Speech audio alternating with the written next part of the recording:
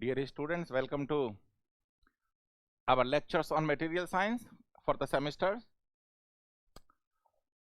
तो आज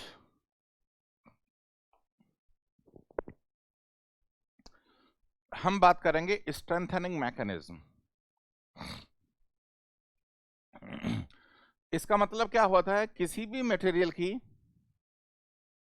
स्ट्रेंथ कैसे इंक्रीज हो सकती है, किसी भी मटेरियल की स्ट्रेंथ कैसे इंक्रीज हो सकती है और वो मेथड्स क्या क्या होते हैं, इसके बारे में डिस्कशन करेंगे आज। ये मेरा ब्रीफ रिज्यूम जो मैंने पहले इंट्रोडक्टरी लेक्चर में बताया था। ये मेरा टेलीग्राम चैनल जिसमें आप कुछ भी डिस्कस कर सकते हैं किसी टाइम, एंड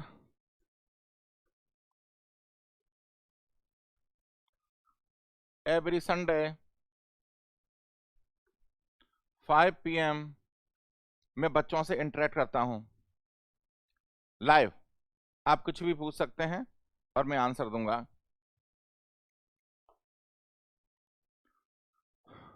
तो इसमें पहले हम देखेंगे टाइप्स ऑफ फ्रैक्चर्स।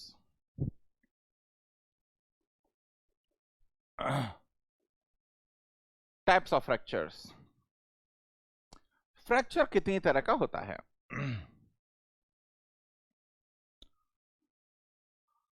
तो जो आप एक टेंसाइल टेस्ट करते हो जो सेकेंडरी लेबोरेटरी में यूटीएम पे, यूनिवर्सल टेस्टिंग मशीन,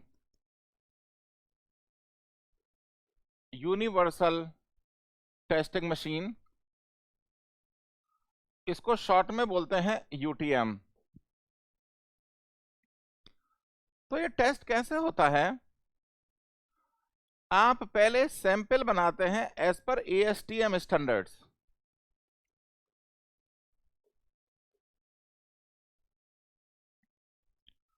आप जो सैंपल बनाते हैं as per ASTM standard all over the world चलता है।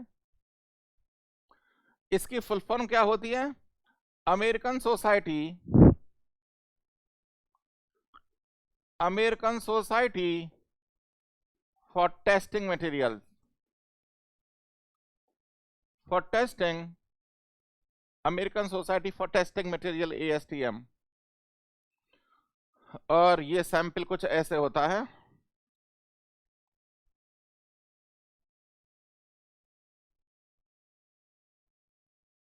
हम क्या करते हैं, यहां पे ग्रिप करते हैं, यहां पे ग्रिप करते हैं और उसे खींचते हैं हम, ठीक है। तो यूटीएम पे जब ये फ्रैक्चर होगा तो अपनी आंखों से, नंगी आंखों से ये फ्रैक्चर देके बता नहीं सकते कि डक्टाइल फ्रैक्चर है या ब्रिटल फ्रैक्चर है। ज्यादातर जो प्राइवेट कॉलेजेस हैं उसमें बताते हैं कि भैया नंगी आंखों से देख के बता दो। ये एक बड़े यूज करते हैं, कप एंड कोन है तो डक्टाइल होगा, अगर क्लीवेजेस हैं तो ब्रिटल फ्रैक्चर होगा। तो पता है क्या बोलते हैं, अगर वहां पे एक गड्ढा बन गया तो डक्टाइल। ऐसे नहीं होता। आप नंगी आंखों से इसको देख के नहीं बता सकते डक्टाइल फ्रैक्चर ब्रिटल फ्रैक्चर है। आपको क्या करना पड़ेगा, आपको क्या करना पड़ेगा, यहां से काटो और इस स्पेसिमेन को स्कैनिंग इलेक्ट्रॉन माइक्रोस्कोप,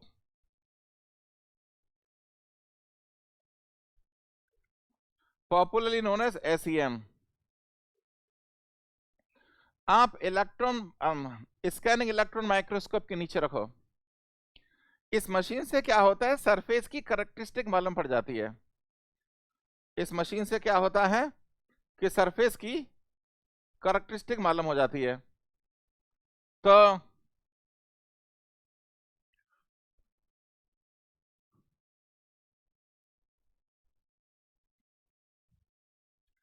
उसमें कुछ ऐसी इमेजेस दिखेंगी आपको। तो देखो ये वाला जो है, अगर बहुत सारे गड्ढे दिख रहे हैं, ऐसी कुछ इमेज दिख रही है, ये कप्स हैं, बहुत सारे गड्ढे दिखेंगे आपको। This is ductile fracture. इसको बोलते हैं कोन, कप एंड कोन। कप है, गड्ढे मींस कप, और जो हिल्स हैं उसे बोलेंगे कोन। अगर कुछ ऐसा सरफेस है, देखो जैसे जैसे आपने चौक तोड़ा हो, ये गड्ढे भी दो चार दिख रहे हैं, क्योंकि कोई भी material it neither it's a perfectly brittle nor it's a perfectly ductile. दो चार गड्ढे पर मैक्सिमम चौक जैसी, इसे बोलते हैं क्लीवेज। और अगर ऐसा फ्रैक्चर दिख रहा है, इसका मतलब ये ब्रिटल है। थोड़ा पार्शली डक्टाइल भी है, पर प्राइमरली ये ब्रिटल है। ये देखो, ये भी ब्रिटल है, पूरा का पूरा सरफेस है। तो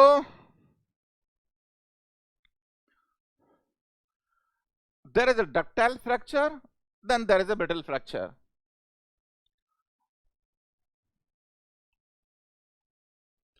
जो ब्रिटल फ्रैक्चर है,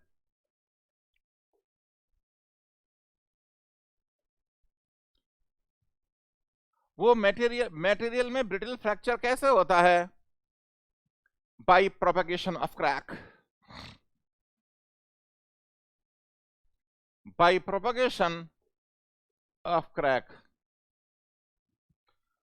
लेट अस से कोई मटेरियल है और उस पर आप ये लोड लगा रहे हैं। कोई मटेरियल है और उस पर आप ये लोड लगा रहे हैं। हर मटेरियल में माइक्रो क्रैक्स रहते हैं।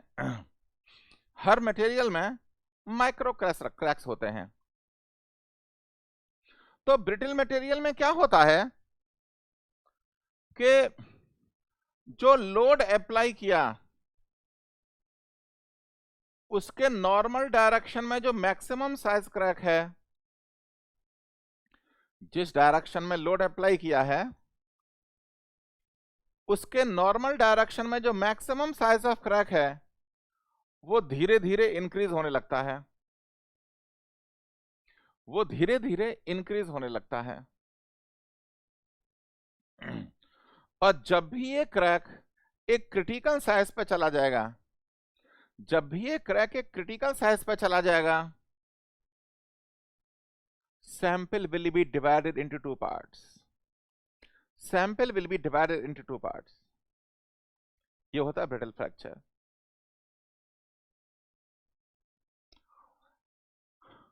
और डक्टाइल फ्रैक्चर क्या होता है? Ductile fracture is initiated by dislocation motion.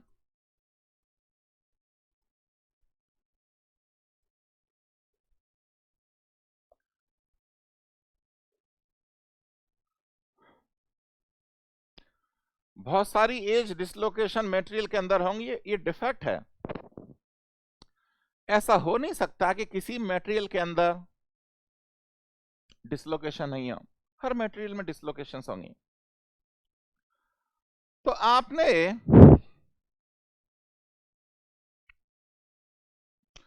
Material पे जैसा भी लोड लगाया हो, आपने मटेरियल पे जैसा भी लोड लगाया हो,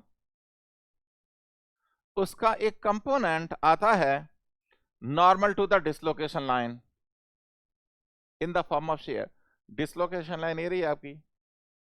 तो जिस भी तरह का लोड लगाया हो, तो उसका एक कंपोनेंट आएगा normal to the dislocation line.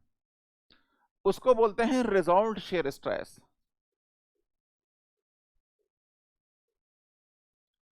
उसको बोलते हैं रिजॉल्व्ड शेयर स्ट्रेस। पर देखो, एक बार अगर आपने लोड बढ़ाया तो स्ट्रेस भी बढ़ी, लोड बढ़ाया तो स्ट्रेस भी बढ़ी। तो एक पर्टिकुलर स्ट्रेस ऐसी आ जाएगी, एक पर्टिकुलर स्ट्रेस ऐसी आ जाएगी जिस पे डिसलोकेशन मूव करने लगेगी। एक स्ट्रेस ऐसी आ जाएगी जिस पे ये डिसलोकेशन मूव करने लगी। इसको बोलते हैं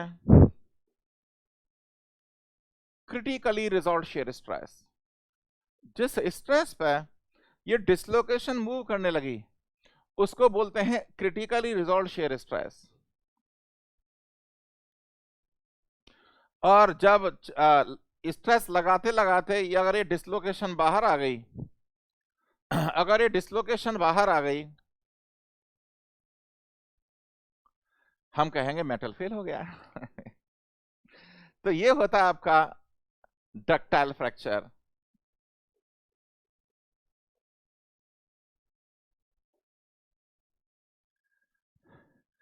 Ductile fracture is governed by the movement of dislocation, and the brittle fracture is governed by propagation of crack. Propagation of crack. Now, strengthening mechanism.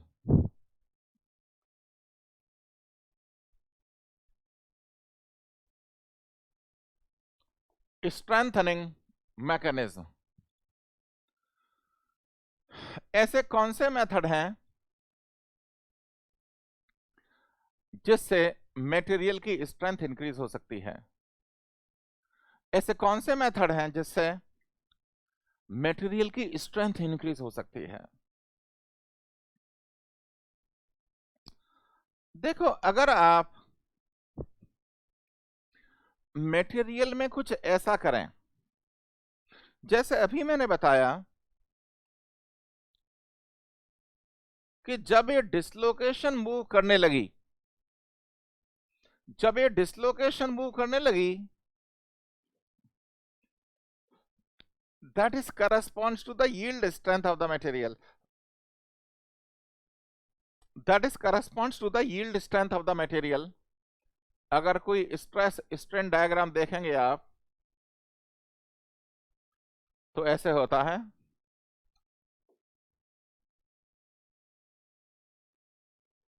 ये इलास्टिक रीजन है,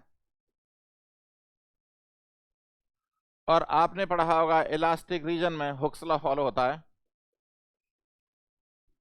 first year strength of materials में पढ़ा होगा।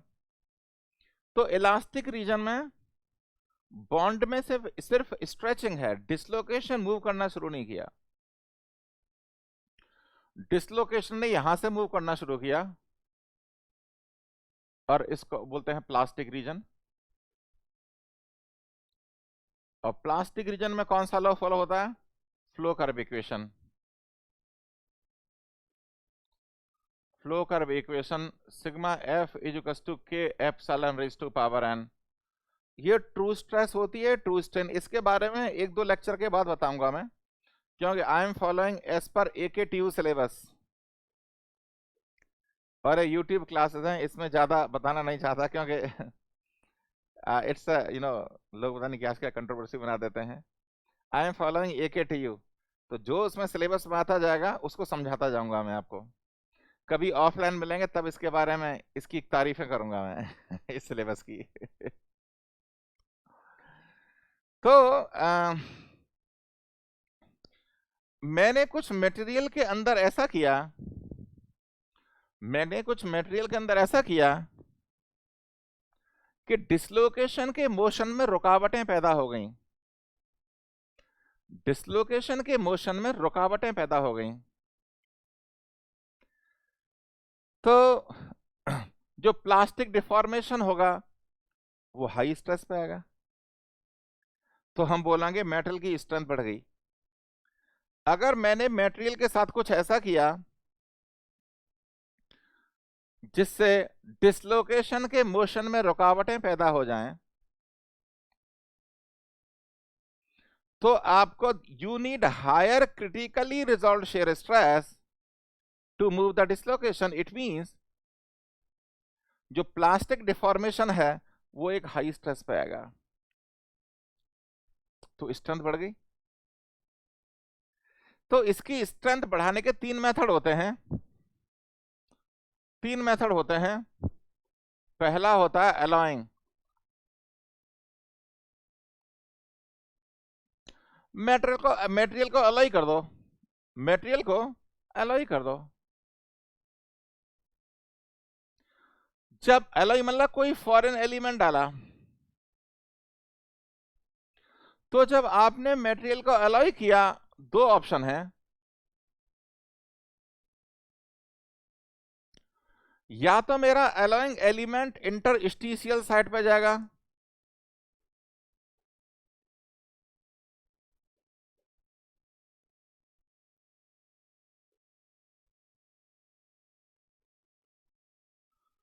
ये आपका foreign element है,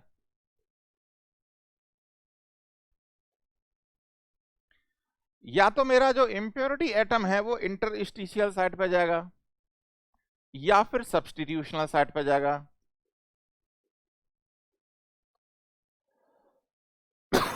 जब हमारा इंप्योरिटी एलिमेंट सब्स्टिट्यूशनल साइट पे गया, फिर से दो ऑप्शन है, इंप्योरिटी एटम इज स्मॉलर, यानी ये हमारा लेटिस स्ट्रक्चर है, और जो फॉरेन एलिमेंट है छोटा है। तो यहां पे क्या हुआ, जो खाली स्पेस बचा उसको ऑक्यूपाई करने के लिए ये एटम ऐसे स्क्वीज हो जाएंगे। तो इन बॉन्ड्स में टेंसाइल स्ट्रेन होगी। जो इंप्योरिटी के अराउंड जो बॉन्ड हैं उसमें टेंसाइल स्ट्रेन होगी,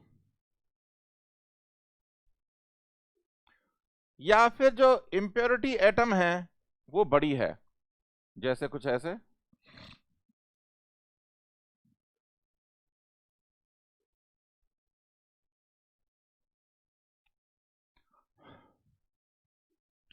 तो यहां पे क्या होगा, ये इंप्योरिटी एटम इन एटम्स को पुश कर देगा पीछे।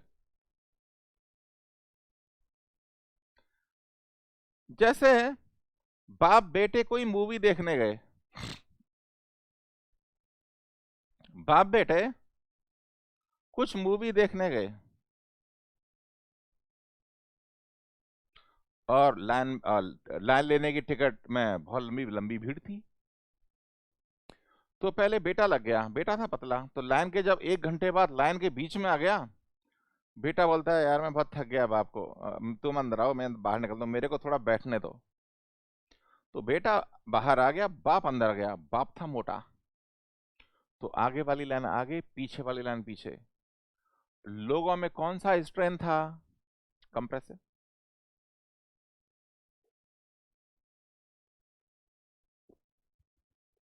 Compressive strain field.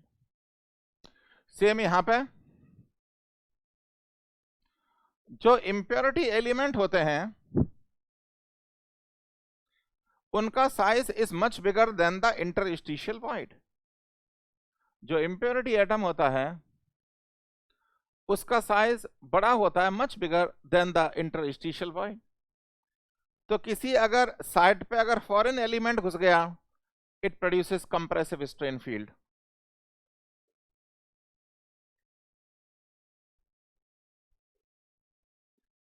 क्योंकि जो इंप्योरिटी एटम डाल रहे हैं सेम साइज का हो नहीं सकता। तो जब एलॉय करते हैं, एलॉय करने से या तो टेंसाइल स्ट्रेन फील्ड डेवलप होगी या कंप्रेसिव स्ट्रेन फील्ड डेवलप होगी। These strain fields creates obstacles in the movement of dislocation। ये जो स्ट्रेन फील्ड है वो डिसलोकेशन के मूवमेंट में रुकावट पैदा करते हैं। तो डिसलोकेशन के मोशन के लिए आपको ज्यादा स्ट्रेस चाहिए, तो ज्यादा स्ट्रेस चाहिए, आपकी स्ट्रेंथ बढ़ गई, आपकी स्ट्रेंथ बढ़ गई। ओके, तो स्ट्रेंथनिंग मैकेनिज्म में एलॉइंग एक पहला मेथड था। दूसरा होता है ग्रेन रिफाइनमेंट।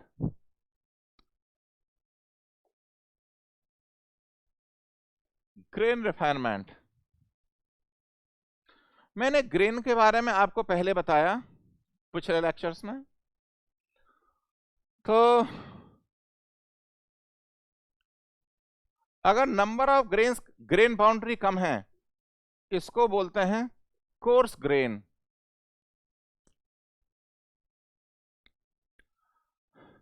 अगर सेम एरिया में ग्रेन बाउंड्रीज ज्यादा हैं,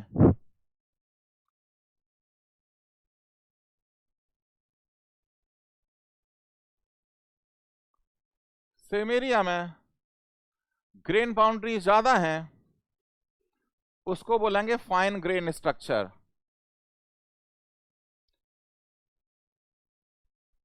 उसको बोलेंगे फाइन ग्रेन स्ट्रक्चर। अब जो हमारा एवरेज ग्रेन है, लेट अस से मेरा ये एवरेज ग्रेन है, इसका एरिया अगर मैं सर्किल के एरिया के बराबर कर दूं, इसका एरिया में अगर सर्किल के एरिया के बराबर कर दूं,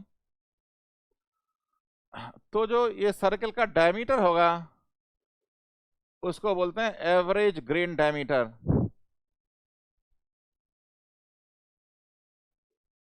उसको बोलते हैं हम एवरेज ग्रेन डायमीटर। कुछ बच्चे पूछ सकते हैं, अरे अय्यो ये इसका एरिया कैसे निकलेगा, कि ऑड शेप है ना।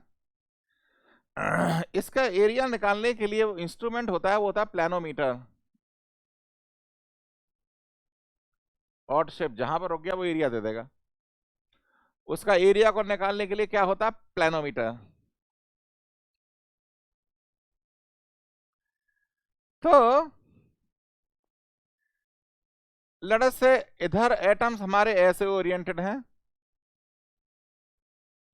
और दूसरी साइड में ओरिएंटेशन डिफरेंट होगी। दूसरी साइड में ओरिएंटेशन डिफरेंट होगी। ओरिएंटेशन डिफरेंट होगी। तो डिसलोकेशन तो ग्रेन के अंदर है,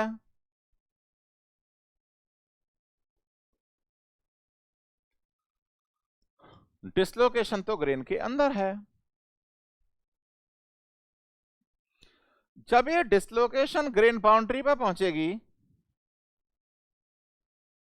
तो डिसलोकेशन ने क्या देखा कि अरे ये तो ओरिएंटेशन तो अलग है, तो dislocation has to change its direction, क्योंकि उसका ओरिएंटेशन अलग है, एकदम उसका ओरिएंटेशन टोटली अलग है। तो डिसलोकेशन को ग्रेन बाउंड्री क्रॉस करने के लिए ज्यादा स्ट्रेस चाहिए। तो अंग्रेजी में हम ये भी बोल सकते हैं, grain boundaries are obstacles in the movement of dislocation. Grain boundaries are obstacles in the movement of dislocation.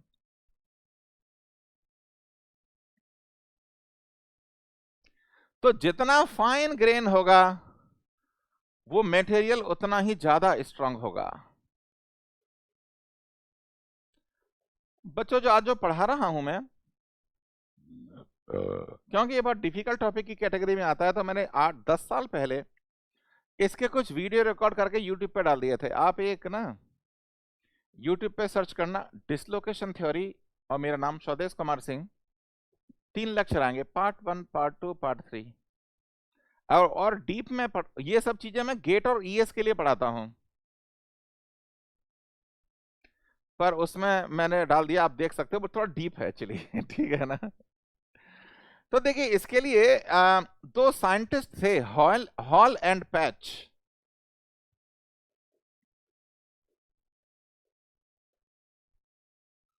उन्होंने एक इक्वेशन दी कि ग्रेन जितना फाइन होगा, मटेरियल उतना ही ज्यादा स्ट्रांग होगा। तो yield strength is nothing but sigma nought plus K divide by under root D. ये यील्ड स्ट्रेंथ है, सिग्मा नॉट बेस स्ट्रेंथ। इसका मतलब अगर ग्रेन साइज का मैंने वेरिएशन कंसिडर ही नहीं करूं तो उसकी स्ट्रेंथ कितनी होगी? के एक कांस्टेंट है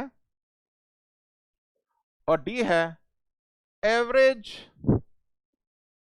ग्रेन डाया, मतलब एवरेज ग्रेन डाया कौन सा है, ऐसे निकाला है। तो डी जितना कम होगा यील्ड स्ट्रेंथ उतनी ही ज्यादा होगी। Hall patch equation. ग्रेन जितना फाइन होगा मटेरियल उतना ही ज्यादा स्ट्रांग होगा, क्योंकि डिसलोकेशन के रास्ते में उतनी ही ज्यादा रुकावटें पैदा होंगी, क्योंकि रुकावट के लिए खेद है। तीसरा मेथड होता है वर्क हार्डनिंग।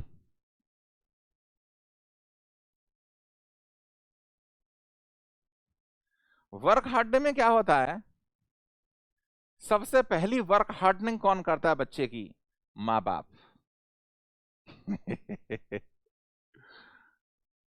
बच्चा जो छोटा होता है, बच्चा गलती करता है तो माँ सबसे पहले वर्क हार्डनिंग करती है। कैसे? थप्पड़ मारी, सटाक सटाक थप्पड़। ये क्या हो रही है? वर्क हार्डनिंग हो रही है बच्चे को स्ट्रांग बनाने के लिए। अगर किसी मटेरियल की पिटाई करोगे, मटेरियल साइंस की लैंग्वेज में क्या बोलते हैं इसे? अगर आप किसी मटेरियल की कोल्ड वर्किंग करोगे,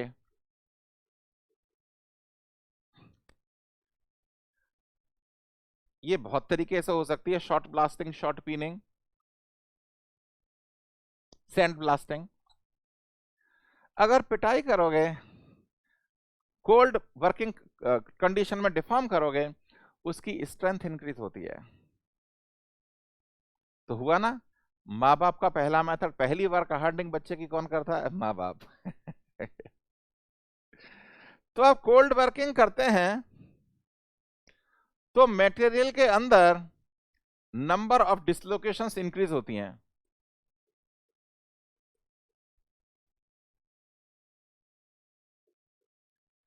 जब आप किसी मटेरियल की पिटाई करोगे तो मटेरियल के अंदर नंबर ऑफ डिसलोकेशंस इंक्रीज होती हैं। और जो नई डिसलोकेशंस पैदा हुई कोल्ड वर्किंग और जब पिटाई करते टाइम, जो नई डिसलोकेशंस पैदा हुई वो ग्रेन बाउंड्री पे इकट्ठी हो जाती हैं and it is called dislocation forest. Dislocation forest. अब देखो, ये कोई डिसलोकेशन है,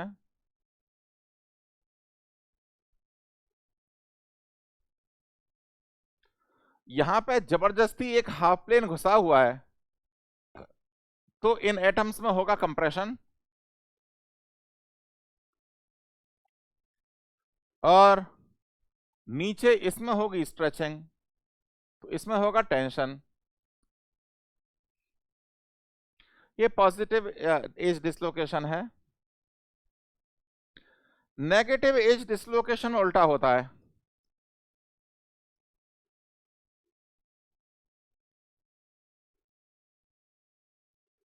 ये है पॉजिटिव एज, इसका सिंबल होता है ऐसे। ये होती है नेगेटिव एज और सिंबल होता है टी। तो जब two like minded dislocations comes in contact with each other, तो पता है क्या होगा? It is interaction between two compressive strain field. Compression compressive strain field जब इंटरेक्ट करेंगे, they will repel each other. They will, दो कंप्रेसिव स्ट्रेन फील्ड अगर interact करेंगे, they will repel each other. तो जो हमारी नई डिसलोकेशन जो पैदा हुई और जो ग्रेन बाउंड्री पे इकट्ठी हो गई, this dislocation forest creates a back stress. मतलब जो ग्रेन के अंदर जो डिसलोकेशन होगी उसको पीछे भगाने की कोशिश करेंगे, पीछे चल पीछे चल, नहीं मैं तो आगे जाऊंगी, पीछे चल पीछे चल। तो इस डिसलोकेशन फॉरेस्ट से निकालने के लिए ज्यादा स्ट्रेस की जरूरत है, ज्यादा स्ट्रेस की जरूरत है। तो डिसलोकेशन को मूव करने के लिए ज्यादा स्ट्रेस की जरूरत है, इसका मतलब स्ट्रेंथ बढ़ गई। तो किसी भी मटेरियल को स्ट्रॉन्गर बनाने के 3 मेथड होते हैं। पहला होता है एलॉइंग, दूसरा होता है ग्रेन रिफाइनमेंट, और तीसरा होता है वर्क हार्डनिंग और माँ बाप का मेथड, क्योंकि पिटाई करने से मटेरियल स्ट्रांग बनता है। So that's it for this lecture. Purposely these lectures are shorter. See you in the next lecture.